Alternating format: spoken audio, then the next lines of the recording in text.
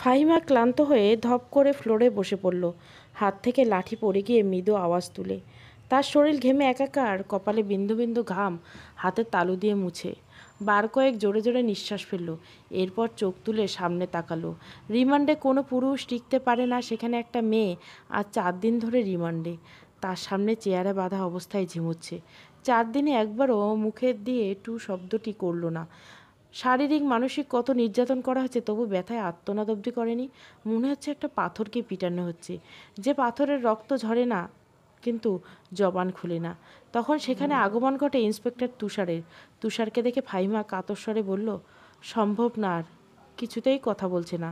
তুষার অভিজ্ঞ চোখে মেয়েটিকে 2-1 সেকেন্ড দেখল, এরপর গম্ভীর কণ্ঠে ফাহিমাকে বলল, আপনি যান। ফাহিমা এলোমেলো পা ফেলে চলে যায়। তুষার একটা চেয়ার নিয়ে মেয়েটির সামনে বসলো। বেশ কিছুক্ষণ চুপ থেকে বলল, আপনার সাথে আজ আমার প্রথম দেখা। মেয়েটি কিছু বলল না, তাকালো না। তুষার মেয়েটির দিকে সূক্ষ্ম দৃষ্টি মেলে তাকালো। বলল, বাবা মাকে মনে পড়ে? মেয়েটি চোখ তুলে তাকায়, ঘোলাটে চোখ, কাটা ঠোঁট থেকে রক্ত ঝরছে, চোখের চারপাশে গাঢ় রং, চোখ দুটো লাল। মুখের এমন রং রিমান্ডে আসা সব আসামির হয়। তুষার মুখের প্রকাশভঙ্গি আগের অবস্থানে রেখে আবার প্রশ্ন করল, বাবা মাকে মনে পড়ে? মেয়েটি মাথা নাড়ায়, মনে পড়ে তার। তুষার একটু ঝুঁকে মেয়েটি অসহায় দৃষ্টি মেলে তাকায়। তুষার মেয়েটির হাতের বাঁধন খুলে দিয়ে নির্বিকার ভঙ্গিতে প্রশ্ন ছুড়ল, নাম কি? যদিও তুষার মেয়েটির নাম সহ পুরো ডিটেলস জানে, তবুও জিজ্ঞাসা করলো। তার মানে হচ্ছে মেয়েটি কথা বলবে। সত্যি তাই হলো। মেয়েটি ভরাক্রান্ত কণ্ঠে নিজের নাম উচ্চারণ করলো, পদ্ম। আমি আমি পদ্মজা। পদ্মজা হেলে দুলে পরে তুষারের উপর। তুষার দ্রুত ধরে ফেলল। উঁচু কণ্ঠে ফাহিমাকে ডাকলো, মিস ফাহিমা, দ্রুত এদিকে আসুন। ফাহিমা সহ আরও দুজন দ্রুত পায়ে ছুটে আসে। 1989 সাল। সকাল সকাল রশিদ ঘটকের আগমনে হেমলতা ভীষণ বিরক্ত হন। তিনি বারবার পই পই করে বলেছেন, পদ্মের বিয়ে আমি এক্ষুনি দেব না, পদ্মকে অনেক পড়াবো। তবু রশিদ উদ্দিন প্রতি সপ্তাহে সপ্তাহে এক এক পাত্রের খোঁজ নিয়ে আসতেন। মেয়ের বয়স আর কতই হলো, মাত্র 16। শামসুল আলমের মেয়ের বিয়ে হয়েছে 24 বছর বয়সে। পদ্মের বিয়ে তখনই হবে, পদ্মের পছন্দ মতো। হেমলতা রশিদকে দেখেও না দেখার ভান ধরল। রশিদ একদলা থুতু ফেললেন উঠোনে। এরপর হেমলতার উদ্দেশ্যে বললেন, বুঝেছো পদ্মের মা, এইবার যে পাত্র এনেছে এক্কেবারে খাঁটি হিরে। হেমলতা বিরক্ত ভরা কণ্ঠে জবাব দিল, আমি আমার মেয়ের জন্য পাত্র চাইনি, তবুও বারবার কেন আসেন আপনি? যুবতী মাইয়া ঘরে রাহান ভালো না, মেয়ে তো আমার, আমাকেই বুঝতে দিন। হেমলতার কণ্ঠে বিরক্ত ঝরে পড়ে। রশিদ অনেক চেষ্টা করে সুবিধা করতে পারল না। ব্যর্থ থমথমে মুখ নিয়ে সড়কে পা রাখেন।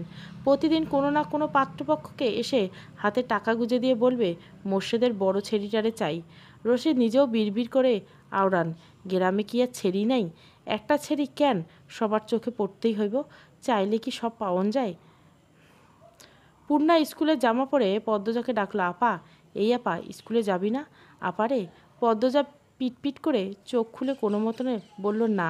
তারপরে চোখ বুজে ঘুম তলিয়ে গেল। পূর্ণা নিরাশ হয়ে মায়ের রুমে আসে। আম্মা, আপা কি স্কুলে যাইবে না? হেমলতা বিছানা ঝাড়া রেখে পূর্ণার দিকে কড়া চোখে তাকান। রাগী স্বরে বললেন, যাইবে কি? যাবে বলছি। পূর্ণা মাথা নত করে ফেলল। হেমলতার কড়া আদেশ, মেয়েদের পড়াশোনা করাচ্ছি অশুদ্ধ ভাষায় কথা বলার জন্য নয়, শুদ্ধ ভাষায় কথা বলতে হবে। পূর্ণাকে মাথা নত করতে দেখে হেমলতা তৃপ্তি পান। তার মেয়েগুলো মান্যতা চিনে খুব খুব অনুগত। তিনি বিছানা ঝাড়তে ঝাড়তে বললেন, পদ্মর শরীর ভালো না, সারা রাত পেটে ব্যথায় কাঁদছে, থাকুক, ঘুমাক। পূর্ণার কিশোরী মান বুঝে যায় পদ্ম কিসের ব্যথায় কেঁদেছিল। সে রাতে নানাবাড়ি ছিল বলে জানতো না। ভোরে চলে এসেছে। নানাবাড়ি হেঁটে যেতে 5 মিনিট লাগে। পূর্ণাকে চুপচাপ দাঁড়িয়ে থাকতে দেখে হেমলতা বললেন, তুই যা, মাথা নিচু করে যাবি, মাথা নিচু করে আসবি। আচ্ছা আম্মা। পূর্ণা রুমে এসে আয়নার সামনে দাঁড়ালো, নিজেকে খুঁটিয়ে খুঁটিয়ে দেখলো। এরপর গত মাসে মেলা থেকে আনা লাল লিপস্টিক গাঢ় করে ঠোঁটে মাখলো। 14 বছরের পূর্ণা ইদানিং খুব সাজতে ইচ্ছে করে। হেমলতা সেজেগুজে স্কুলে যাওয়া পছন্দ করেন না বলে পূর্ণা আগে লিপস্টিক মাখেনি। টিনের দেওয়াল, কাঠের ঘড়ি কাটায় সকাল 10টা বাজে উঠল মাত্র। এখনও পদ্মজা উঠল না। হেমলতা মেয়ের ঘরে ঢুকেন। পদ্মজা দুহাত ভাঁজ করে ঘুমাচ্ছেন। জানলার পর্দা ভেদ করে আসা আলতো পেল রোদ্দুর স্পর্শে পদ্মজার মসৃণ পাতলা ঠোঁট, ফর্সা ত্বক চিকচিক করছে। হেমলতা বিসমিল্লা বলে 3বার ফু দেন মেয়ের শরীরে। গুরুজনা বলেন মায়েরও নজর লাগে বেশি, নজর কাটাতে বিসমিল্লা বলে ফু দিতে হয়। হেমলতার মায়া লাগছে পদ্মজার ঘুম ভাঙাতে, তবু আদুরে গলায় ডাকলেন, পদ্ম, এই পদ্ম। পদ্মজার চোখ খুলে মাকে দেখে দ্রুত উঠে বসে। যেদিন ঘুম থেকে উঠতে দেরি হয় সেদিন হেমলতা ডেকে তুলেন। পদ্মজা অপরাধী কণ্ঠে প্রশ্ন করলো, বেশি দেরি হয়ে গেছে আম্মা? সমস্যা নেই, মুখ ধুয়ে খেতে হয়। পদ্মজা দ্রুত কলপারে গিয়ে ব্রাশ করে মুখ ধৌত করে। হেমলতা শিক্ষকের মেয়ে, তাই তার মধ্যে নিয়ম নীতির প্রভাব বেশি। মেয়েদের শক্তপোক্ত নিয়মে রেখে বড় করেছেন। পদ্মজা রান্নাঘরে ঢুকে দেখলো প্লেটে খাবার সাজানো। সে মৃদু হেসে প্লেট নিয়ে টেবিলে গিয়ে বসলো। তখন হেমলতা আসেন। পদ্ম ওড়না দিয়ে মাথা ঢাকে। হেমলতা দেওয়া আরেকটা নিয়ম, খাওয়ার সময় মাথা ঢেকে খেতে হবে। পদ্মজা নিশ্চুপ থেকে শান্ত ভঙ্গিতে খেতে লাগলো। হেমলতা মেয়েকে সহজ কণ্ঠে বললেন, তাড়াহুড়ো করছিস কেন? মুখ ধুতে গিয়ে চুল ভিজিয়ে এসেছিস, খেয়ে রোদে বসে চুলটা শুকিয়ে নিবি। আচ্ছা আম্মা। আম্মা, পূর্ণা প্রেমা আসে নাই? পূর্ণা আসছে, স্কুলে গেছে, প্রেমা দুপুরে আসবে। আম্মা, আব্বা কবে আসবেন? পদ্মজার প্রশ্নে হেমলতা দাঁড়িয়ে পড়লেন। শুকনো গলায় জবাব দেন, জানি না, খাওয়ার সময় কথা বলতে নেই। হেমলতা চলে যেতেই পদ্মজার চোখ থেকে টুপ করে এক ফোঁটা জল পড়ে পাতে। পদ্মজা দ্রুত হাতের উল্টো পাশ দিয়ে চোখের জল মুছে। পদ্মজার জীবনে জন্মদাতা আছে ঠিকই, কিন্তু জন্মদাতা আদর নেই। সে জানে না তার দোষটা কী, কেন নিজের বাবা বাকি বোনদের আদর করলেও তাকে করে না, কথা অবধি বলে না। 2বার মাকে জিজ্ঞাসা করেছে সে, আমি কি তোমাদের সত্যিকারের মেয়ে আম্মা? সন্তান হয় না বলে কি দত্তক এনেছিলেন? আব্বা কেন আমাকে এত অবহেলা করেন? ও আম্মা, বলো না। হেমলতা তখন নিশ্চুপ থাকেন। অনেকক্ষণ পর বলেন, তুই আমার গর্ভের সন্তান, আর তোর বাবারই মেয়ে। এখন যা, পড়তে বস, অনেক পড়তে হবে তোর। ব্যাস এটুকু, এর বেশি কিছু বলেন না হেমলতা। পদ্মজা কেন জানি মনে হয় একদিন হেমলতা নিজ থেকে খুব গোপন কোনো কথা বলবেন, তবে সেটা যেন সহ্য করার মতো হয়, এই দোয়াই সারাক্ষণ করে সে।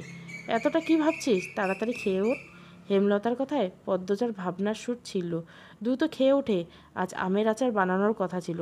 সন্ধ্যা কাটতে বিদ্যুৎ চলে গেল। কয়েক মাস হলো গ্রামে বিদ্যুৎ এসেছে। 8 গ্রাম মিলিয়ে আনন্দপুর, তাদের গ্রামের নাম আটপাড়া। প্রতিদিন নিয়ম করে সন্ধ্যা থেকে 3 ঘন্টা গ্রাম অন্ধকারে তলিয়ে থাকে। আর সারাদিন তো বিদ্যুতের নামগন্ধ থাকে না। বিদ্যুৎ দিয়ে লাভ কী হলো? পদ্মজা, পূর্ণা, প্রেমা 3 বোন একসাথে বসে পড়ছিল। বাড়ি অন্ধকার নয়। বছরের প্রেমা খামচে ধরে পদ্মজার ওড়না।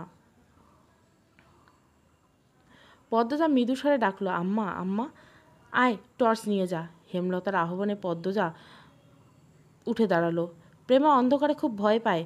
পদ্মজার ওড়না ছেড়ে পূর্ণার হাত চেপে ধরল। টর্চ নিয়ে রুমে ঢোকার পূর্বে পদ্মজা গেট খোলার আওয়াজ পেল। উকি দিয়ে হানিফকে দেখে সে দ্রুত রুমে ঢুকলো।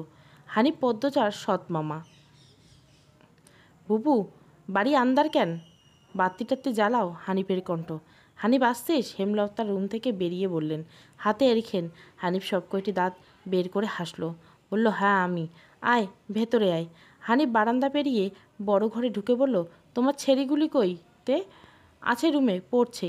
এই আন্দারেও পড়ে? হেমলতা কিছু বললেন না। হানিফ এই বাড়িতে আসলে কেন জানি খুব অস্বস্তি হয় অকারণে। ওদের খাওয়ানোর সময় হয়েছে, তুইও খেয়ে নে। এহেনে খামু না, তোমার সারাইখানাতে যাইতে হইব। কথাটা রসিকতাই ছিল। গ্রামে থেকেও হেমলতার খাওয়ার জন্য আলাদা রুম নির্বাচন করেছেন, সেটা হানিফের কাছে রসিকতাই বটে। হেমলতার প্রশ্নের জবাব সোজাসাপটা না দিয়ে বললেন, খেতে চাইলে খেতে আয়। পদ্মজা কিছু খেতে আসলো না। কেমন জড়সড় হয়ে আছে। মনে হচ্ছে হানিফকে ভয় পাচ্ছে বা অবহেলা করছে। হানিফ 6 বছর সৌদিতে ছিল, 3 মাস হলো দেশে ফিরেছে। 3 মাসে যতবার হানিফ এ বাড়িতে পা রেখেছে ততবার পদ্মজা অজুহাত দিয়ে দূরে দূরে থেকেছে। হেমলতা বিচক্ষণ মস্তিষ্ক মুহূর্তে ভেবে নিল অনেক কিছু, তাই জোর করলেন না। আজ এই লুকোচুরির ফয়সালা হবে। হানিফ পদ্মজাকে দেখার জন্য অনেক ছলচাতুরি করলো, কিছুতেই সুযোগ পেল না। বিদ্যুৎ আসার ঘণ্টাখানেক পর হানিফ চলে যায়। পূর্ণা, প্রেমা রুমে ঢুকতেই পদ্মজা ঝাঁপিয়ে পড়ে। রুদ্ধশ্বাস কণ্ঠে বলে, কতবার না করেছি লোকটার পাশে বেশিক্ষণ না থাকতে, তোরা কোনো কথা শুনিস না আমার। পূর্ণা ও প্রেমা বিস্ময়ে হতবিম্বল। পদ্মজা কখনো তাদের এমন নিষেধ দেয়নি, তাহলে এখন কেন এমন বলছে?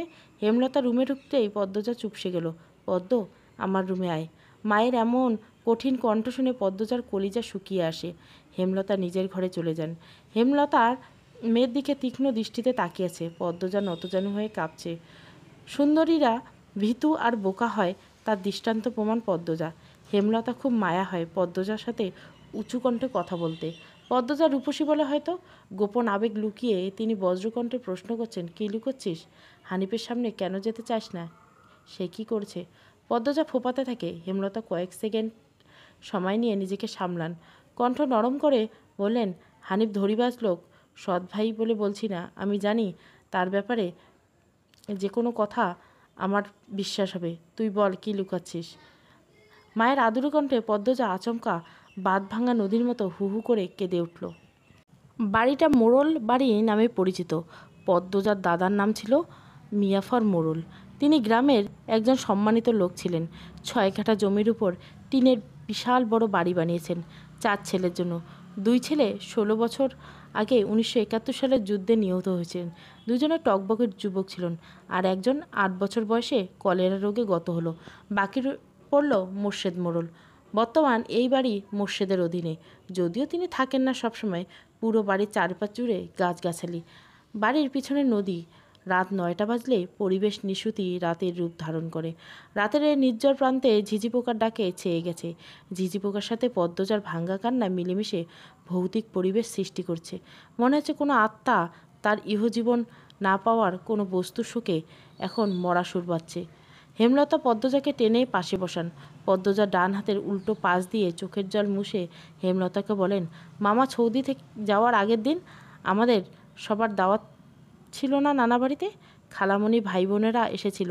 সেদিন ঢাকা থেকে যাত্রার লোক আসছিল স্কুলে, মনে আছে আম্মা? আছে। উঠোনে ধপ করে একটা আওয়াজ হয়। হেমলতা পদ্মজা কেঁপে উঠল। পূর্ণা প্রেমা দরজায় কান পেতে রেখেছিল মা বোনের কথা শুনতে। হুট করে কিছু পড়ে যাওয়ায় দুজনে ভয় পেয়ে যায়। দরজা ঠেলে হুড়মুড়িয়ে রুমে ঢুকে পড়ে। হেমলতা বড় মেয়ের সাথে গোপন বৈঠক ভেঙে দ্রুত পায়ে বারান্দায় এসে দৌড়ান। উঠোনে বিদ্যুৎ নেই, হেরিকেন জ্বালালো। পিছনে 3 মেয়ে এসে দাঁড়িয়েছে। একজন মায়ের 3 মেয়েকে নিয়ে একা এত বড় বাড়িতে বাস করাও যুদ্ধ বটে। হেমলতা গলা উঁচিয়ে প্রশ্ন করেন, কে কে কে ওখানে? আমি। চিরপরিচিত এই কণ্ঠ চিনতে হেমলতার বিড়ম্বনা হলো না। তিনি ব্যস্ত পায়ে উঠোনে নেমে আসেন। গেটের সামনে মোর্শেদ মোড়ল পড়ে রয়েছেন, গায়ে চাদর, হাফড়ের মতো বুক ওঠানামা করছে তার, যেন দম ফুরিয়ে যাচ্ছে। হেমলতা 2 হাতে মোর্শেদকে আঁকড়ে ধরলেন। পদ্মজা পূর্ণা দৌড়ে আসে। মোর্শেদের এমফাইসিমা রোগ আছে। এই রোগের অল্প চলাফেরাতেই শ্বাসটানের উপক্রম হয় এবং দম ফুরিয়ে নেয়। শ্বাস নেবার সময় গলার শিরা ভরে যায়। 3 মা মেনে মোর্শেদকে ধরে রুমে আনেন। মোর্শেদ এভাবেই হুটহাট করে বাড়ি ফিরে, কখনো কাক ডাকা ভোরে, কখনো নিশুতি রাতে, বা কখনো কাঠফাটা রোদে। মোর্শেদ মোড়ল এমফাইসিমা রোগটি ধরা পড়ে 7 বছর আগে। মোর্শেদের অ্যাজমা ছিল, আবার ধূমপানে খুব আসক্ত ছিলেন, ফলে ফুসফুসে এই রোগটি খুব দ্রুত আক্রমণ করে বসে। মোর্শেদ খানিকটা সুস্থ হলে রাত 1টার দিকে ঘুমালেন। পূর্ণা প্রেমা রুমে গিয়ে শুয়ে পড়েছে। পদ্মজা বারান্দার রুমে ঝিম মেরে বসে আছেন। জানলার বাইরে চোখের দৃষ্টি, জ্যোৎস্না গলে গলে পড়ছে। কি সুন্দর দৃশ্য!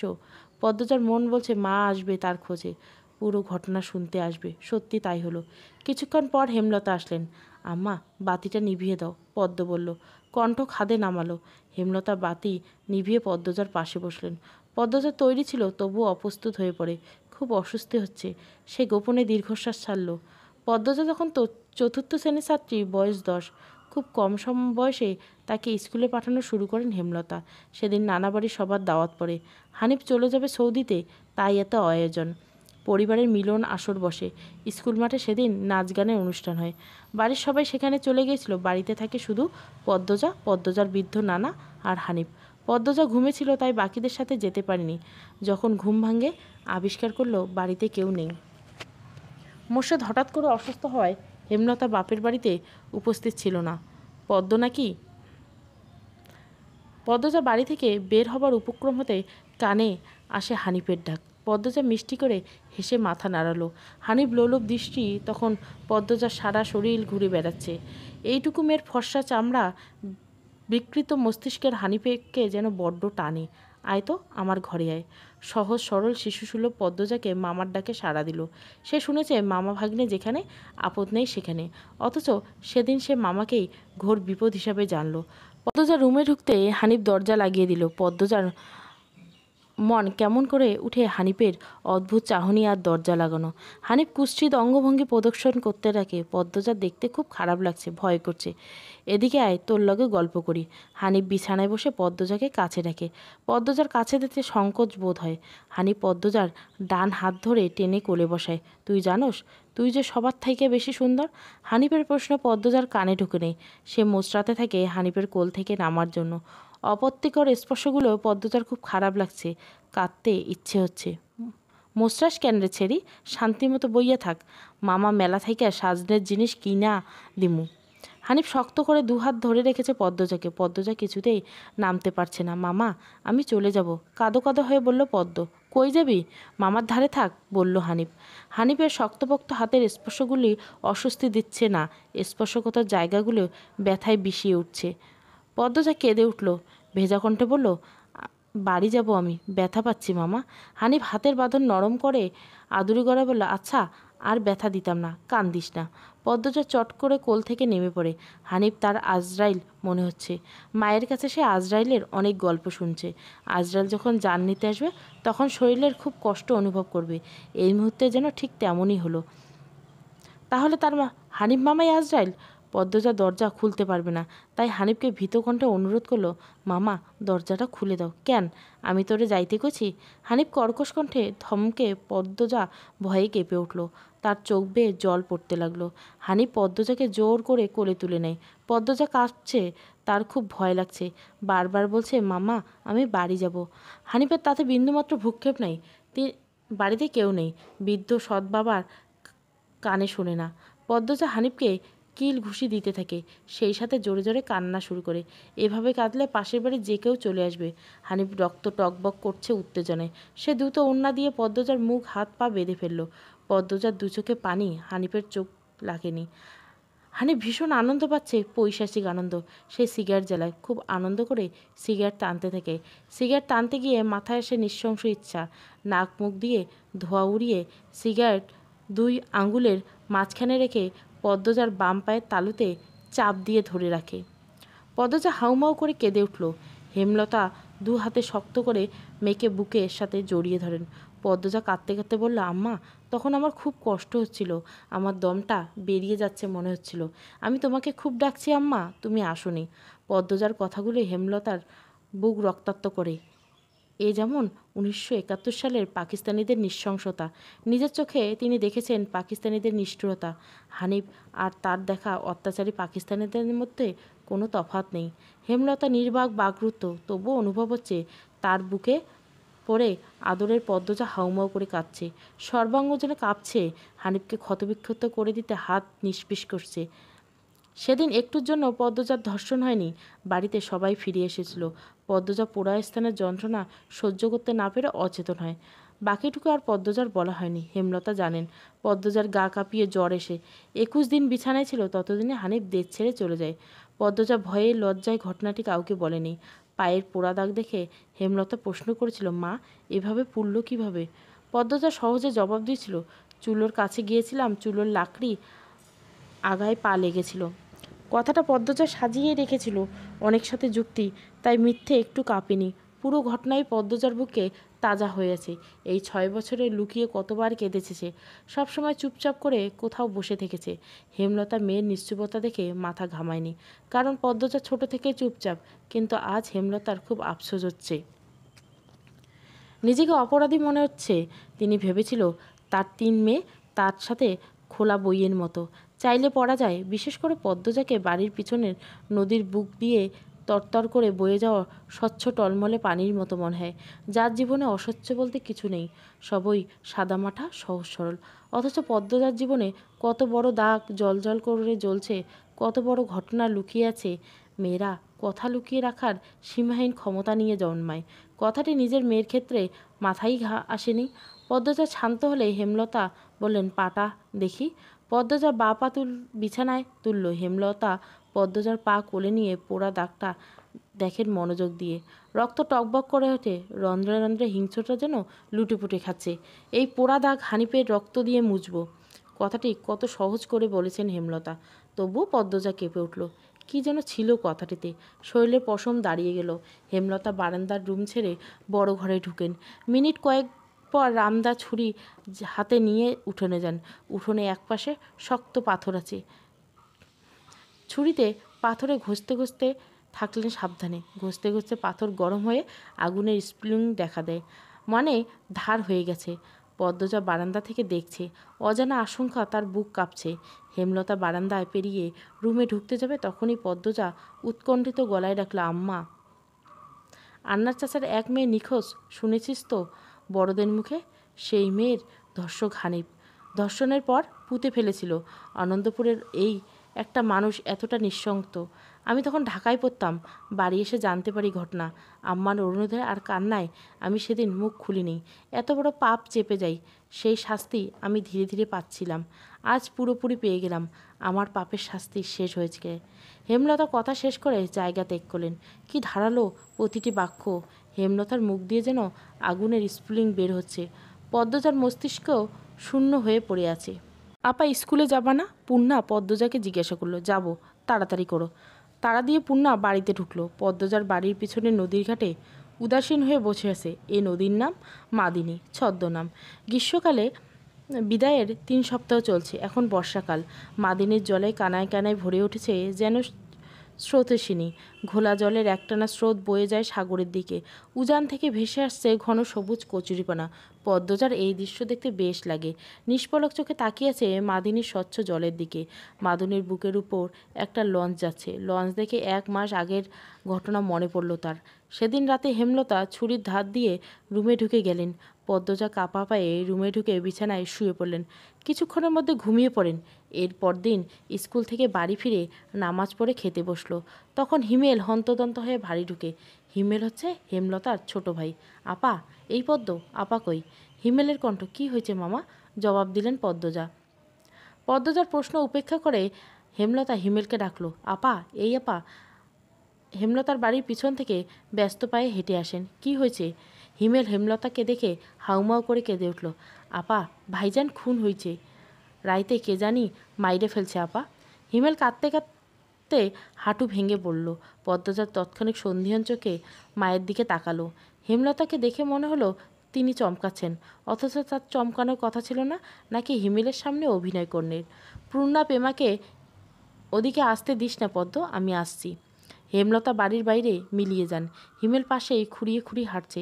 ছেলেটা বোকাশোকা, জন্ম প্রতিদ্বন্দ্বী। 22 বছর। হিমেল এখনও শিশুদের মতো আচরণ করে। কথায় কথায় খুব খাদ্যে। যেখানে তার ভাই খুন হয়েছে, 1 মাস তো প্রতিদিন নিয়ম করে কাঁদবে। পদ্মজা রাতেই ভেবেছিল এমন ঘটনা ঘটতে পারে, তবু এখন ভয় পাচ্ছে খুব। পুলিশ কি এসেছে? মাকে কি ধরে নিয়ে যাবে? ভাবতে গিয়ে পদ্মজার বুক ধক করে উঠল। গ্রামের কাছে শহর, থানা। পুলিশ নিশ্চয় চলে এসেছে। পদ্ম ধপ করে মাটিতে বসে পড়ল। সে ঘামছে খুব। নাক মুখ গলা ঘেমে একাকার হয়ে গেছে। পূর্ণা খুনের কথা শুনেই ভয় পেয়েছে। তার মনে হচ্ছে সেও খুন হবে। খুব বেশি ভীতু পূর্ণা।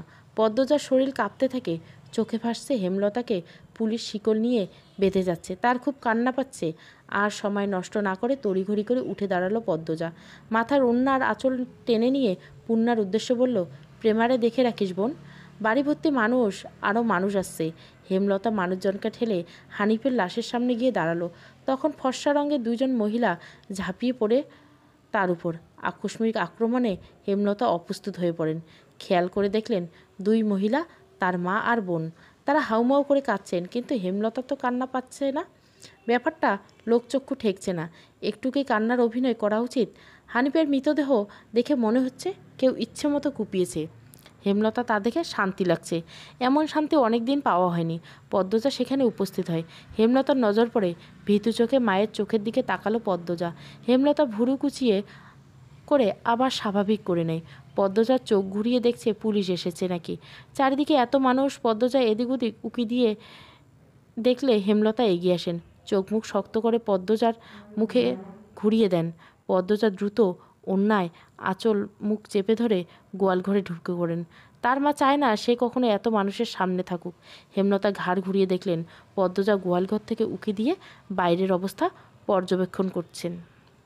কিছুক্ষণের মধ্যে পুলিশ আসলো, জিজ্ঞাসাবাদ করে হানিফের লাশ নিয়ে গেল। লোকমুখে শোনা যায় হানিফ খুন হয়েছে শেষ রাতে, এরপর নদীতে ফেলা হয়, লঞ্চ ঘাটে লাশ ভাসে। হেমলতাকে পুলিশ নিয়ে যায়নি বলে পদ্মজা স্বস্তির নিঃশ্বাস নিল। মানুষের ভিড় কমে গেছে। হেমলতার মা কাঁদতে কাঁদতে ক্লান্ত হয়ে উঠোনের এক কোণে বসে আছেন। পদ্মজা গুটি পায়ে গোয়ালঘর থেকে বেরিয়ে আসলো। হেমলতা পদ্মজার দিকে তাকিয়ে মৃদু হাসেন। সেই হাসি দেখলে হেমলতার মা মঞ্জুরা। তিনি কিছু একটা ভেবে নেন। হেমলতার কাছে এসে কিরমির করে বলেন, তুই খুন করেছিস? তোমার কেন মনে হচ্ছে এমন? হেমলতার কণ্ঠ স্বাভাবিক, অথচ পদ্ম এই কথা শুনে ভয় পেয়ে গেছে খুব। যদি নানু পুলিশকে খবর দেয়, পুলিশ তো তার মাকে নিয়ে যাবে। কাল রাতে তুই আইছিলি হানিফের ঘরে, আমি দেখি নাই। রাগে কাঁপছেন মঞ্জুরা। আইছি। হেমলতা নির্বিকার স্বীকারোক্তি। কেন মারলি আমার ছেলেরে? তোর কি ক্ষতি করেছে? আসছি বলে আমি খুন করেছি? এত রাইতে তুই আর কাছে আসবি আর কি দরকারে? আমি তাকে মারতেই যাব কেন?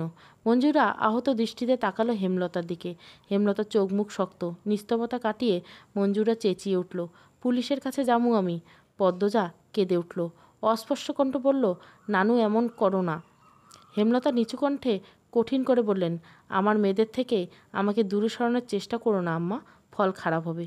পদ্মজার মনে হলো মঞ্জুরা ভয় পেয়েছেন। মঞ্জুরা সবসময় হেমলতাকে ভয় পান। তিনি চুপসে যান, শুধু ঘৃণা ভরা দৃষ্টি নিয়ে হেমলতার দিকে তাকিয়ে থাকেন। পদ্মজা বুঝে উঠতে পারে না তার নানু কেন ভয় পায় মাকে। মায়ের অতীতে কি ঘটেছে? কেন তিনি এমন কাঠখোট্টা? ছেলের খুনি কোনো মাকে ছেড়ে দেয়?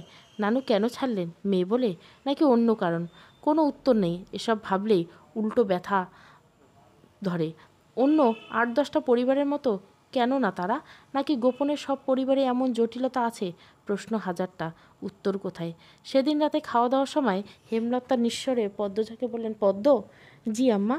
আমি হানিফকে খুন করিনি। কারা করেছে তাও জানি না। কথাটা শুনে পদ্মজা খুব চমকায়। তার মা মিথ্যে বলে না। তাহলে কারা খুন করলো? পদ্মজা প্রশ্ন করলো, তাহলে শেষ রাতে মামার কাছে কেন গিয়েছিলে আম্মা? হেমলতা জবাব দেয়নি, খাওয়া ছেড়ে উঠে যান। পদ্মজার ভাবনার সুতো কাটল কারো পায়ের আওয়াজের দিকে। ঘাড় ঘুরিয়ে মোর্শেদকে দেখতে পেল। মোর্শেদ পদ্মজার ঘাটে বসে থাকতে দেখে বিরক্তিতে কপাল কুঁচ করল। এই ছেড়ি, যা এহেন থাইকা। পদ্মজার কান্না পায়, খুব খারাপ লাগে। নিঃশব্দে এক ফোঁটা জল গড়িয়ে পড়ে। তা আড়াল করে ব্যস্ত পায়ে বাড়ির ভিতরে চলে যায়। কয়েক মাস পর পদ্মজার মেট্রিক পরীক্ষা। ৩ বোন বই নিয়ে সড়কে উঠল। পদ্মজার কোমর অবধি ওড়না দিয়ে ঢাকা। পূর্ণা এক নাগাড়ে বকবক করেই যাচ্ছে। স্কুলে যাওয়া অবধি কথা বন্ধ হবে না। মাঝে মাঝে জোরে জোরে হাসছে। মেয়েটার হাসির রোগ আছে বোধহয়। একবার হাসি শুরু হলে আর থামে না। পদ্মজা বারবার বলছে, আম্মা রাস্তায় কথা বলতে বা হাসতে মানা করছে, চুপ কর না। তবুও পূর্ণা হাসছে। বাড়ির বাইরে সে মুক্ত পাখির মতো আচরণ করে। তাকে দেখে মনে হয় খাঁচা থেকে মুক্ত হয়েছে। পদ্ম, এই পদ্ম খাড়া। পদ্মজা ক্ষেতের দিকে তাকালো। লাবণ্য ক্ষেতের আল ভেঙে দৌড়ে আসছে। লাবণ্য আর পদ্মজা এক শ্রেণীতে পড়ে। লাবণ্য কাছে এসে হাঁপালো। শান্ত হওয়ার পর 4 জন মিলে স্কুলের উদ্দেশ্যে হাঁটা শুরু করলো। বাংলা পড়া শিখে এসেছি আজ। পদ্মজার প্রশ্ন অগ্রাহ্য করে লাবণ্য বলল, আরে ছেড়ি, বাড়িতে শুদ্ধ ভাষায় কথা কইলে বাইরে কি কইতে হইব নাকি? আমি আঞ্চলিক ভাষা পারি না। লাবণ্য অসন্তোষ প্রকাশ করলো।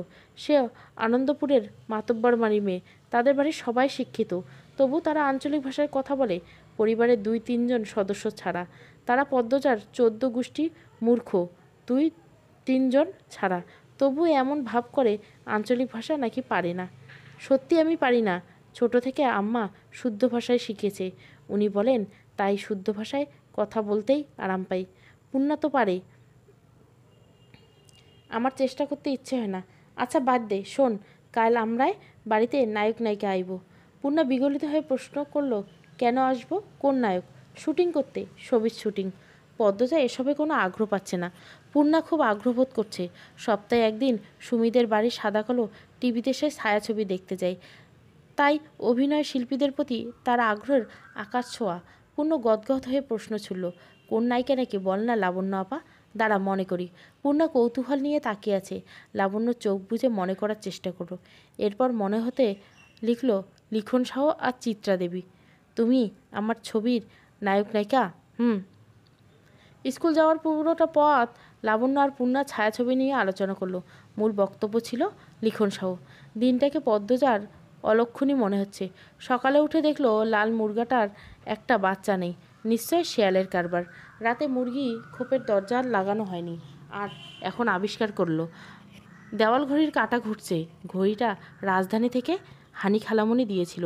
গ্রামে খুব কম লোক হাত ঘড়ি পরে। দেওয়াল ঘড়ি হাতে গোনা 2-3 জনের বাড়িতে আছে। পদ্ম সূর্যের দিকে তাকিয়ে সময় আন্দাজ করার চেষ্টা করলো। পূর্ণা প্রেমার দুপুরে খেয়ে ঘুমিয়ে পড়েছে। পদ্মজা মায়ের ঘরে উকি দিল। হেমলতা মনোযোগ দিয়ে সেলাই মেশিনে কাপড় সেলাই করছেন। আটপাড়ায় একমাত্র হেমলতায় সেলাই কাজ করে। প্রতিটি ঘরে কারো না কারো পরনে তার সেলাই করা কাপড় আছে। লুকিয়ে দেখছিস কেন? ঘরে আয়। হেমলতার কথায় পদ্মজা লজ্জা পেল। না আম্মা, কাজ আছে। পানি দিয়ে যা। হেমলতা জগ বাড়িয়ে দেন। পদ্মজা জগ হাতে নিয়ে বলল, আম্মা, ছ্যাঁতকা কোন মুরগিটা দিব?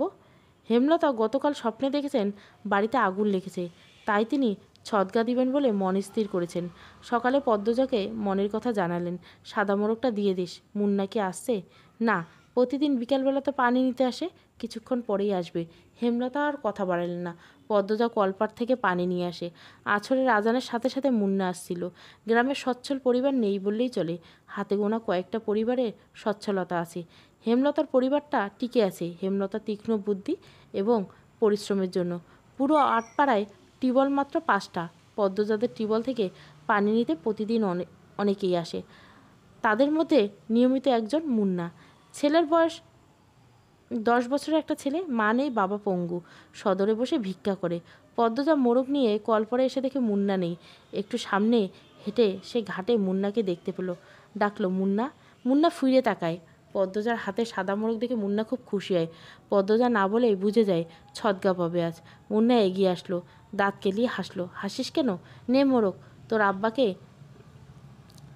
নিয়ে খাবি। মুন্না যে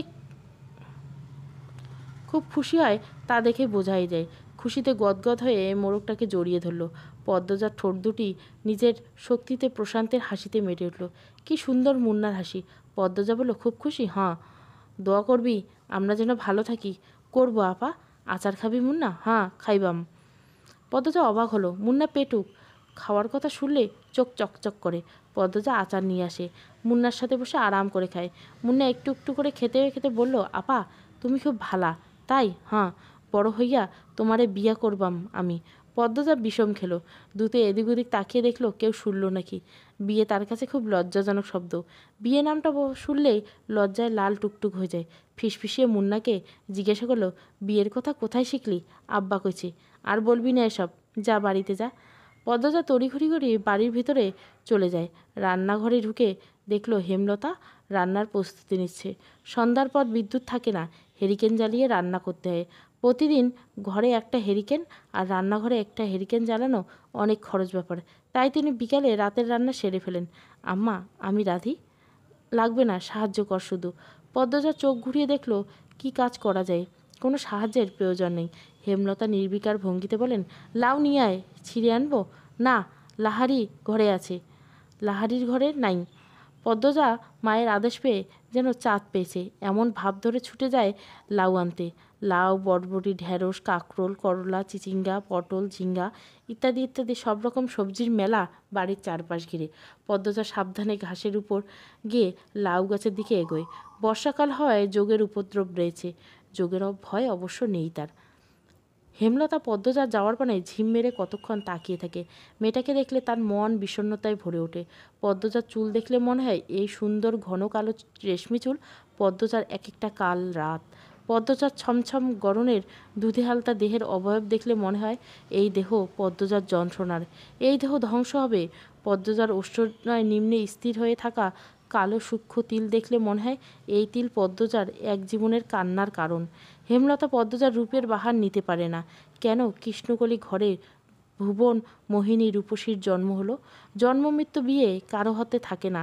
যদি থাকতো হেমলতা মোর্শেদকে বিয়ে করতেন না, আর পদ্মজার মতো রূপসী জন্ম নিতেন না। আল্লাহর কাছে রূপসী মেয়ে ভুলেও চাইতেন না। হেমলতার বুক চিরে দীর্ঘশ্বাস বেরিয়ে এলো। আজ শুক্রবার, স্কুল নেই। ফজরের নামাজ পড়ে 3 বোন পড়তে বসেছে। প্রেমা নামাজ পড়তে চায় না, ঘুমাতে চায়। হেমলতার মারের ভয়ে নামাজ পড়ে। সে ঝিমোচ্ছে আর পড়ছে। তা দেখে পদ্মজা আর পূর্ণা ঠোঁট টিপে হাসছে। হেমলতা বিরক্ত হন। প্রেমার তো পড়ার ইচ্ছে হচ্ছে না, সেই সাথে পদ্মজা পূর্ণার মনোযোগ নষ্ট হচ্ছে। তিনি কর্কশ কণ্ঠে ধমকে উঠলেন, প্রেমা ঘুমাচ্ছিস কেন? ঠিক করে পড়। প্রেমা সচকিত হলো। চট করে চোখ খুলে ভয়ে তাড়াতাড়ি পড়া শুরু করে। হেমলতা কিছুক্ষণ পর স্বাভাবিক গলায় বলেন, পড়তে হবে না, ঘরে গিয়ে ঘুমা।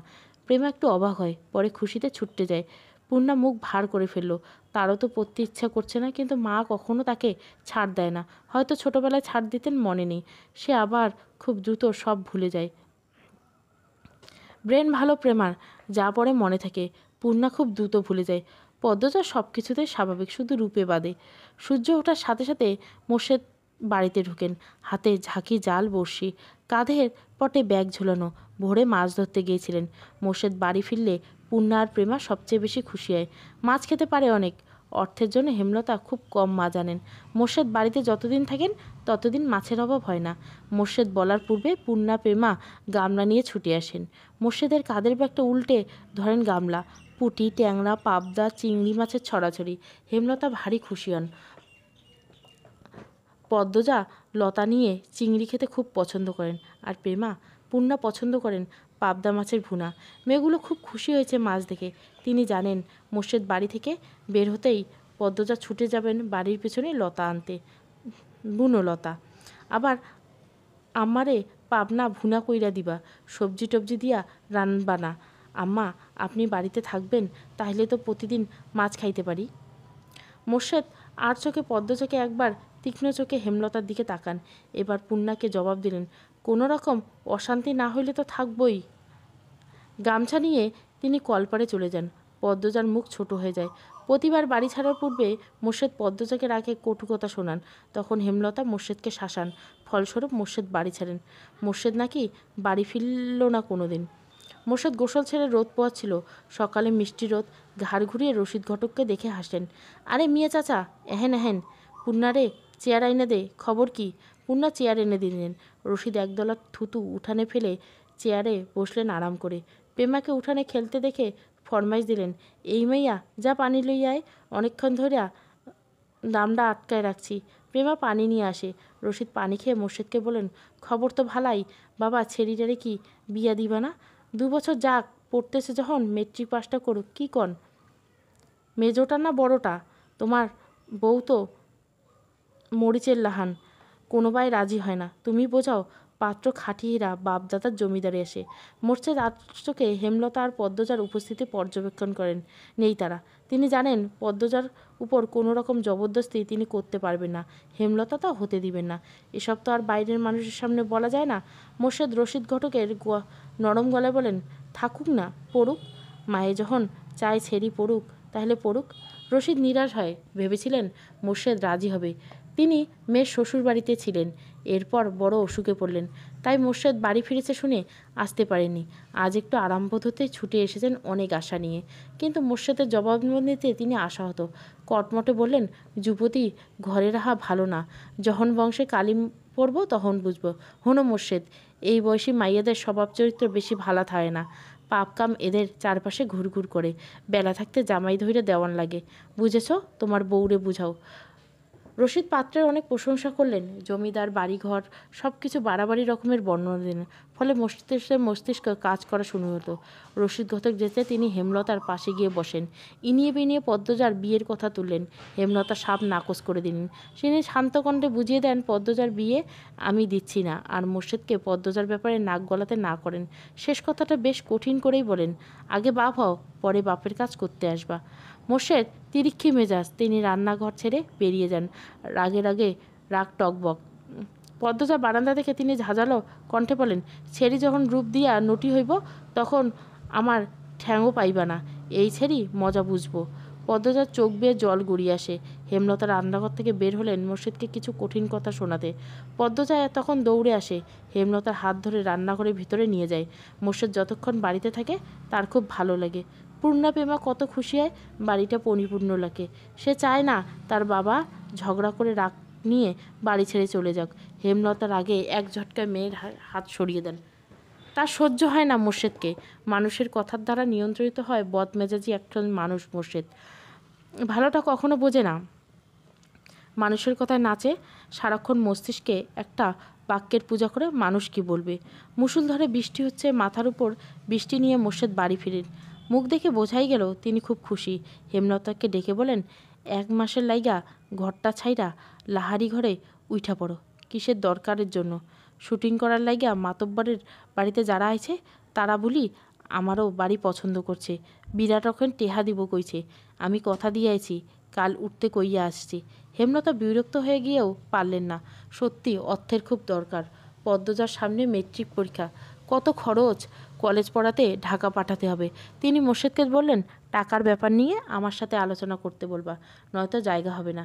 আরে বলা মনে, এখন সব গুছাই লও। পূর্ণা আড়াল থেকে সবটা শুনেছে।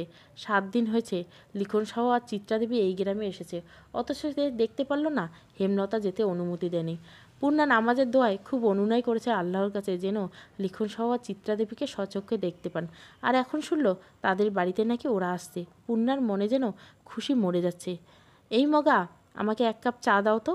মগা ঝড়ের গতিতে চা নিয়ে আসলো। লিখন চিত্রার পাশে চেয়ারটাতে বসলো। এরপর মগাকে বলল, দারুণ চা করো তো তুমি। মগা কাচুমুচু হয়ে হাসলো। ভাবে বোঝা গেল প্রশংসা শুনে সে ভীষণ লজ্জা পেয়েছে। চিত্রা মগার ভাগ্যভঙ্গি দেখে হেসে উঠল। চিত্রা হাসলে মগা মুগ্ধ হয়ে দেখে মাতব্বর বাড়ির কামলা সে। চিত্রনায়ক লিখন সাহ এবং চিত্রনায়িকা চিত্রাদেবীর সেবা করার দায়িত্বে মগাকে দেওয়া হয়েছে। মগা এতে ভীষণ খুশি। চিত্রার সুন্দর মুখশ্রীর সামনে সবসময় থাকতে পারবে ভেবে। চিত্রা বলল, তোমার ভাইয়ের নাম জানি কি বলেছিলে? 4 ফুট উচ্চতার মগা উৎসাহ নিয়ে জবাব দিল মদন। চিত্রা হাসি পেল, অনেক কষ্টে চেপে রাখলো। মগা মদন কারো নাম হয়? শুটিংয়ের মাঝে হুট করে আকাশ ভেঙে বৃষ্টি হলো, তাই আপাতত শুটিং স্থগিত হয়েছে। সবাই বারান্দায় বসে বৃষ্টি দেখছে, হাতে সবার রং চা। ডিরেক্টর আবুল জাহের দারুণ খিচুড়ি রান্না করেন। বৃষ্টি দেখেই তিনি রান্নাঘরে ঢুকেছেন। আচ্ছা মগা, এই বাড়ির 2টা মেয়ে কোথায়? আসার পরে একবারও দেখছি না, এরপর তো আর এলোই না। চিত্রা প্রশ্ন করলো। মগা বলল, ওই যে লাহারি ঘর, ওইটাতে আছে। লাহারি ঘর মানে কি? মগার বদলে লিখন যে ঘরের অর্ধেক জুড়ে ধান রাখা হয় আর অর্ধেক জায়গায় চৌকি থাকে কামলাদের জন্য, ওই ঘরকে লাহারি ঘর বলে এখানে। বোঝা গেছে? চিত্রা চমৎকার হাসলো। বোঝা গেছে। মগা, বৃষ্টি কমলে লাহারি ঘরে যাব। ঠিক আছে। আচ্ছা আপা। এই লিখন যাবা? ওই তো সামনে। আলসেমি করো না। মগা হৈ হৈ করে বলে, না না, বেটা লইয়া যাওয়ান যাইতে না, বাড়ির মালিকের মানা আছে। লিখন মগার না করার ভাব দেখে ভীষণ অবাক হলো। চিত্রা প্রশ্ন করলো, মানা কেন? বাড়ির বড় ছেলে তো, আপনার দেখেন নাই? আগুন সুন্দরী এই লিখন ভাইয়া, লাহান বিলাই চোখ। ছেলেটারে স্কুল ছাড়া আর কোনোখানে যাইতে দেওয়া যায় না। বাড়ির দিবার আগে কইয়া রাখছে লাহারি ঘরে বেটা মানুষ না যাইতে। এই ছেড়ি লইয়া বেহুত্তা কিচ্ছা আছে। চিত্রা বেশ কৌতূহল বোধ করলো। লিখন দৃষ্টি ঘোলার চোখে লাহারি ঘরের দিকে তাকালো। 1.5 দিন হলো এখানে এসেছে। উঠোনের শেষ মাথায় থাকা লাহারি ঘরটা একবার মনোযোগ দিয়ে দেখা হয়নি। সামনে দরজা দুটো বন্ধ। 2টো মেয়ে এসেছিল ঘরটার ডান পাশ দিয়ে। ঘরটা ডানে বায়ে পিছনে গাছপালা। বাড়িটা পুরনো হলেও দারুণ। তবে এই মুহূর্তে তার অন্য কিছুর প্রতি তীব্র কৌতূহল কাজ করছে। লাহারি ঘর 2 ভাগ করা হয়েছে চাদরটা নিয়ে। এক পাশে চৌকিতে হেমলতা আর মোর্শেদ থাকেন, অন্য চৌকিতে পদ্মজা, পূর্ণা প্রেমার দখলে। লাহারি ঘরের পিছনের দরজায় আপাতত প্রধান দরজা হিসাবে ব্যবহার করা হয়েছে। পিছনে অনেক কচু কাঠ। হেমলতা মোর্শেদকে নিয়ে জায়গা খালি করেছেন। এরপর সেখানে মাটির চুলা তৈরি করা হয়েছে। বড় সড়কের উড়ার জন্য ঝোড়ঝাপ কেটে সরু পথ করা হয়েছে। এতে মোর্শেদ সাহায্য ছিল না। হেমলতা 2 মেয়েকে নিয়ে একাই করেছেন। শুটিংয়ের দলে অনেক পুরুষ মানুষ। পদ্মজাকে ভুলে তাদের সামনে নিয়ে আসা যাওয়া করতে দেওয়া যাবে না। হেমলতার মাঝে মাঝে ইচ্ছে হয় পদ্মজার মুখ পুড়িয়ে দিতেই। পরক্ষণে নিজের উপর ঘৃণা চলে আসে। কি করে নিজের মেয়ের প্রতি এমন মনোভাব আসতে পারে? অথচ পদ্মজার হাতে সুচ ফুটলে হেমলতার মনে হয় নিজের শরীরে আঘাত রেখেছে। কী জন্য এতটা টান পদ্মজার প্রতি? ভেতরে ভেতরে হেমলতার এই প্রশ্নের উত্তর জানে না, শুধু প্রকাশ পায় না, না জানার ভান ধরে থাকে। আম্মা, আজ আমি রাধি? পদ্মজার প্রতিদিনের প্রশ্ন। হেমলতার আত্মে দিবেন না জানা সত্ত্বেও পদ্মজা প্রতিদিন অনুরোধ করে। হেমলতা আপদ বিপদ ছাড়া পদ্মজাকে রান্নাঘরে পাঠান না। সোনার শরীরে মাটির চুনকালি লাগায় হেমলতার মায়া লাগে। তিনি হাসেন। পদ্মজা মুগ্ধ হয়। হেমলতার বয়স 36, শ্যামলা চেহারা, দাঁতগুলো ধপধপে সাদা, চোখের মনি অন্যদের তুলনায় বড় আর গাঢ়। চোখ দুটো গভীর পুকুর মনে হয়, ছিমছাম গরম। পূর্ণা যেন মায়ের কিশোরী শরীর, তবে তারা 3 বোনেই মায়ের মতো চিকন আর লম্বা। আচ্ছা, আজ তুই রাঁধবি? পদ্মজা ভাবিনি অনুমতি দিবে। আদুরে উল্লাসে প্রশ্ন করে, সত্যি আম্মা? যা জলদি। আছরের আজান কবে পড়বে?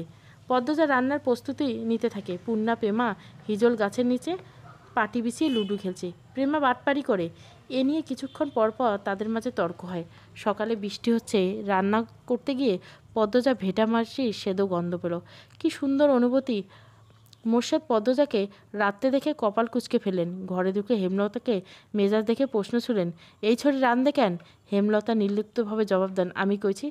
কত কইছি এই ছেলের হাতের রান্ধন আমারে না খাওয়াইতে? মোর্শেদ কঠিন স্বর পদ্মজার কানে আসে। মুহূর্তে খুশিটুকু ফাটা বেলুনের মতো চুপসে যায়। সে জানে এখন ঝগড়া শুরু হবে। তার আম্মা আব্বার অনুচিত কথাবার্তা মাটিতে পড়তে দেন না। তার আগেই জবাব ছুড়ে দেন, খেতে ইচ্ছে না হলে খাবা না। রাইতেবেলা না খাইয়ে থাকতাম আমি? খাবার রেখে যদি খেতে চাও না চাও সেটা তোমার সমস্যা। আমি আর আমার মেয়ে কেউ না করিনি। মোর্শেদ কিছু নোংরা কথা শোনাতে প্রস্তুত হন। হেমলতা সেলাই মেশিন রেখে উঠে দাঁড়ান। তিনি যেন বুঝেই গিয়েছিলেন মোর্শেদ কিছু বলবে। আঙুল তুলে শাসিয়ে মোর্শেদকে বলেন, একটা নোংরা কথা উচ্চারণ করলে আমি আজ তোমাকে ছাড় দিব না। পদ্ম তোমার মেয়ে, আল্লাহ সইবে না। নিজের মেয়ে সম্পর্কে এত নোংরা কথা কোন বাবাই বলে? মোর্শেদ নোংরা কথাগুলি হজম করে নিল, তবে কিরমির করে বললেন, পদ্ম আমার ছেলে না, পদ্ম তোমার মেয়ে, আর একটাও কথা না। বাড়িতে অনেক মানুষ নিজের বিকৃত রূপ লুকিয়ে রাখো। মোর্শেদ দমে যান। চৌকিতে বসে বড় করে নিঃশ্বাস ছাড়েন। চোখ দৃষ্টি অস্থির। পদ্মজার জন্মের পর থেকে হেমলতার রূপ পাল্টে গেছে। কিছুতেই এই নারীর সাথে পারা যায় না। অথচ একসময় কত মেরেছেন হেমলতাকে। হেমলতাকে পিঠে, উরুতে, ঘাড়েতে এখনও মারের দাগ আছে। সময় কোনো জাদু বলে হেমলতাকে পাল্টে দিল, জানা নেই মোর্শেদের।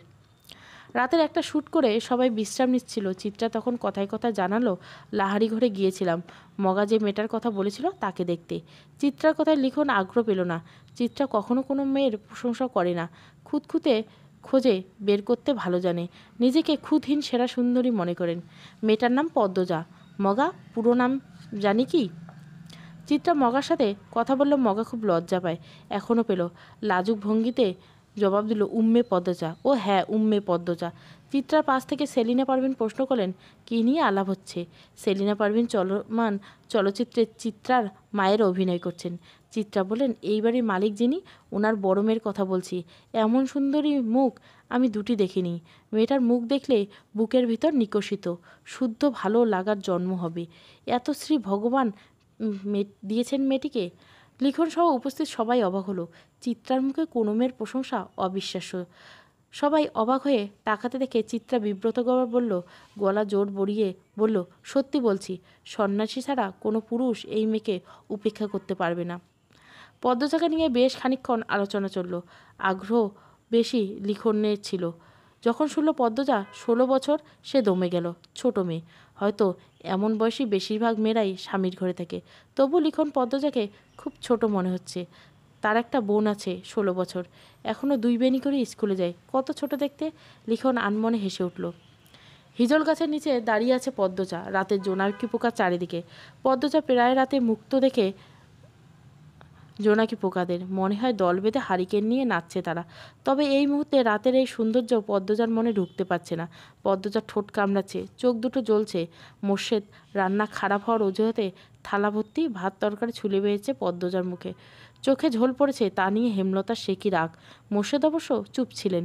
তিনি তো রাগ মিটিয়েই ফেলেছেন। আর তর্ক করবেন কি? পদ্ম তাকালো। হেমলতা ভেজা কণ্ঠে প্রশ্ন করলেন, খুব জ্বলছে রে মা? পদ্মজা জবাব দিতে পারল না। ঠোঁট ভেঙে কেঁদে উঠল। মা ছাড়া পৃথিবীতে কেউ নেই তার। মায়ের আদর ছাড়া কারো আদর পাওয়া হয়নি। সবাই তার দোষ খোঁজে। হেমলতার বুক চিরে দীর্ঘশ্বাস বেরোলো। পদ্মজা ছিচকাদুনি ছোট্ট থেকেই কাঁদছে, তবুও জল ফুরায় না। মন শক্ত হবে না? এমন হলে তো চলবে না। পদ্মজার কান্নার বেগ বাড়ল। হেমলতা সদ্য কাটা বড় গাছের বাকি অংশে বসলেন। চুপ করে পদ্মজার ফোঁপানো শুনছেন।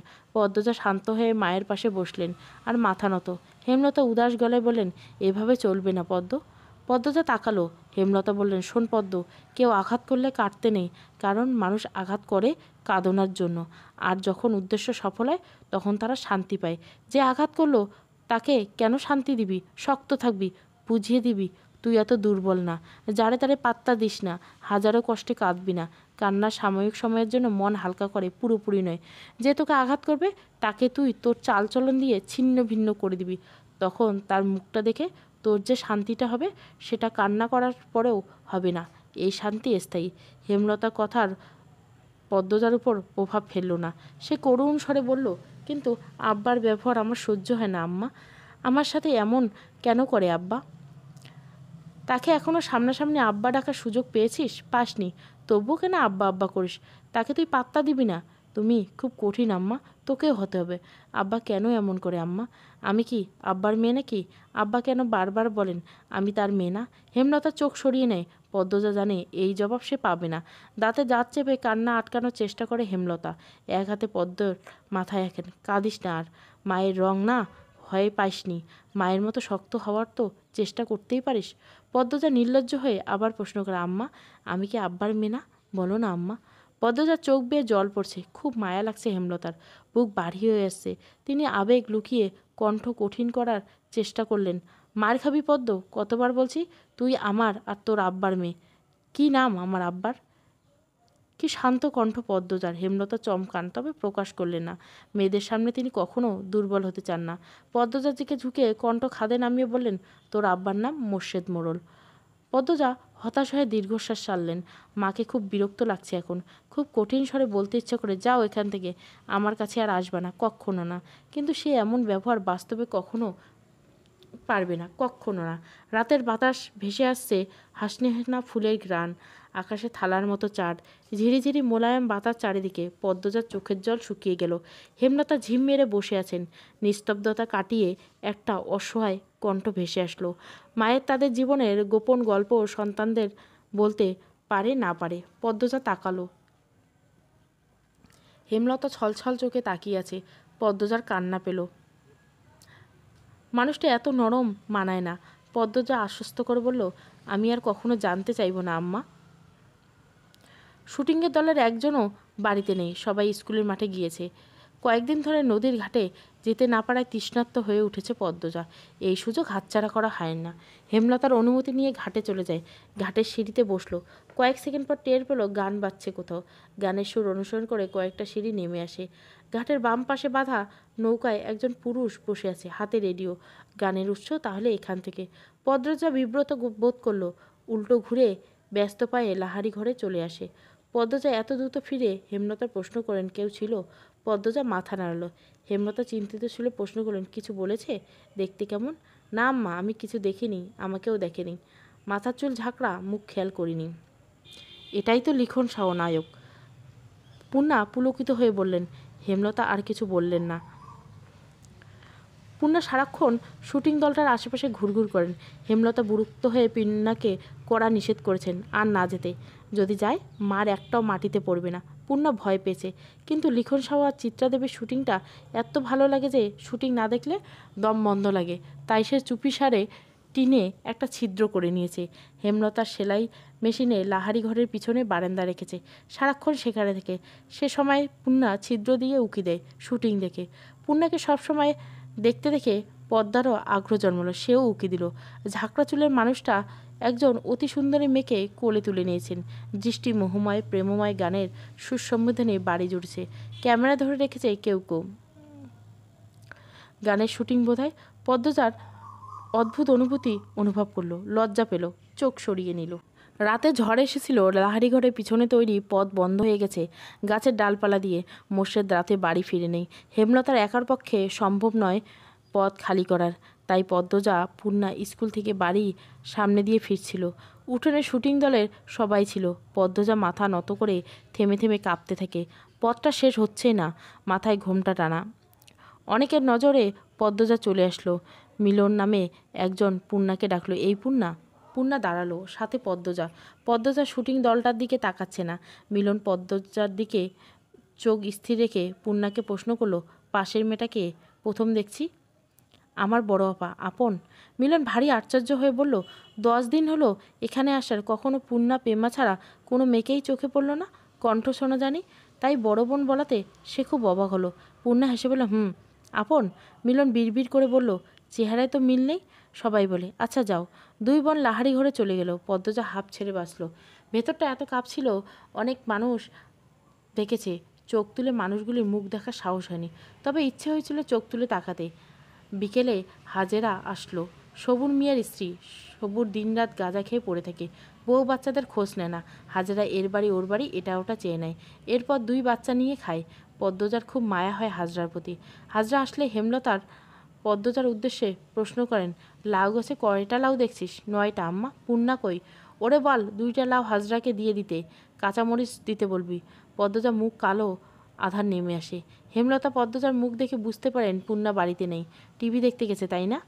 পদ্মজা দ্বিধাগ্রস্ত হতে দেখা গেল। বিব্রতিকর বলল, আম্মা আমাকে বলে গেছে তুই ওর অভিভাবক।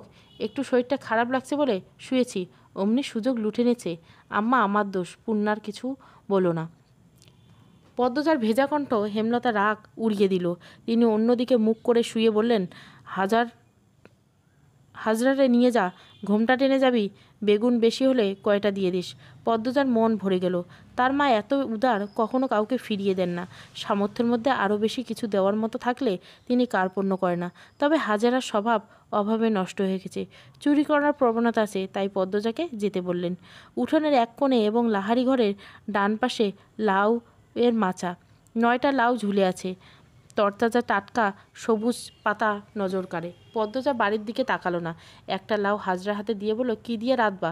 জানি না গো পদ্ম, গিয়ে দেখি মাছ মিলানো যায় কি না। তোমার ছেলেটার ঠান্ডা কমছে? পদ্মজা কাঁচামরিচ ছিটতে হাজরার আঁচল ভরে দিল। হাজরা গুনগুন করে কাঁদছে আর বলছে, ছেঁড়াটা সারাদিন মারিত পইরা থাহে একলা একলা, রায় ধইলে জ্বরে কাঁপে, দম ফালাইতে পারে না। ডাক্তার দেখাচ্ছ না কেন? টেহা লাগবো তো, কই পামু? তুমি মাতব্বর বাড়িতে যেও, শুনেছি ওনারা খুব দান খয়রাত করেন। হাজরার বাধ্যের মতো মাথা নাড়ালো। বেগুন গাছ বাড়ির পিছনে, পদ্মজা বাড়ির সামনে পিছনে সাবধানে আসলো। মনে মনে ভাবছে, হাজরার ছেলে সুস্থই আছে, সকালে সে দেখেছে। হাজরা মিথ্যে বলছে। মানুষের খুব অভাব পড়লে বুঝি এমনই হয়। এত সবজি আছে, টমেটো নেই, পাওয়া যাবে? পরিষ্কার গলায় বলা পুরুষালী কণ্ঠটা পদ্মার চেয়ে মৃদু কাঁপিয়ে তুলল। ঘুরে তাকালো, লিখনকে দেখে বিব্রত বোধ করলো। কারো সামনে নিজের অস্বস্তি প্রকাশ করা উচিত নয়, কথাটি হেমলতা বলেছেন। পদ্মজা হাসার চেষ্টা করলো, জবাব দিল, এই বর্ষাকালে টমেটো কোথায় পাবেন? বর্ষাকালে টমেটোর চাষ হয় না। টমেটো শীতকালীন ফসল, গ্রীষ্ম বর্ষাতে পাওয়া যায় না। পদ্মজা অস্বস্তি লুকিয়ে রাখতে পারছে না। স্কুলের শিক্ষক আর খুব আপন মানুষগুলো ছাড়া পরপুরুষের সাথে তার কখনো কথা হয়নি। লিখন সাথে কথা বলতে গিয়েও তার জবান বন্ধ হয়েছে। সে চুপচাপ বেগুন বুঝিয়ে দিল হাজরাকে। লিখন বলল, আমি তো গতবার বর্ষাকালে টমেটোর স্যালাড তৈরি করছি, হয়তো টমেটোর জাত আলাদা ছিল, সাধারণত আমাদের শীতকালীন টমেটো হয়। কথা শেষ করে দ্রুত লাহারি ঘরে ফিরল সে। মনে হচ্ছে পরপুরুষের সাথে কথা বলে ঘোর পাপ করেছে, পাপ মোচন করতে হবে। ঘরে ঢুকে ঢকঢক করে 2 গ্লাস পানি খেলো। হেমলতা ঘুমাচ্ছে, নয়তো পদ্মজার মুখ দেখে নিঘাত বুঝে যেতেন কিছু একটা ঘটেছে। পদ্মজা ভক্তি নিয়ে আল্লাহ তালার প্রতি শুকরিয়া আদায় করলো। হেমলতা সালোয়ার কামিজ সেলাই করছিল, তখন বারান্দায় সামনে একজন পুরুষ লোক এসে দাঁড়ালো। হেমলতা শাড়ির আঁচল মাথায় টেনে নেন, জিজ্ঞাসা দৃষ্টিতে তাকান। লোকটি হেসে বলেন, আমি মিলন, শুটিং দলের। হেমলতা জোরপূর্বক হাসেন, আর চোখে ঘরের দরজার দিকে তাকান। পদ্মজা ঘুমাচ্ছে, দরজাটা লাগানো উচিত। কোনো দরকার না, এমনি দেখতে আসলাম। কতদিন হলো আপনাদের বাড়ি উঠলাম আর এদিকটা আসা হয়নি। হেমলতা পেঁচিয়ে কথা বলা পছন্দ করে না, সরাসরি বলে উঠলেন, এদিকে আসা নিষেধ, আপনাদের বলা হয়নি? মিলনের চোখে মুখে ছায়া নেমে এসলো। সে অপমান বোধ করলো, আমতা আমতা করে বলল, আচ্ছা আসছি।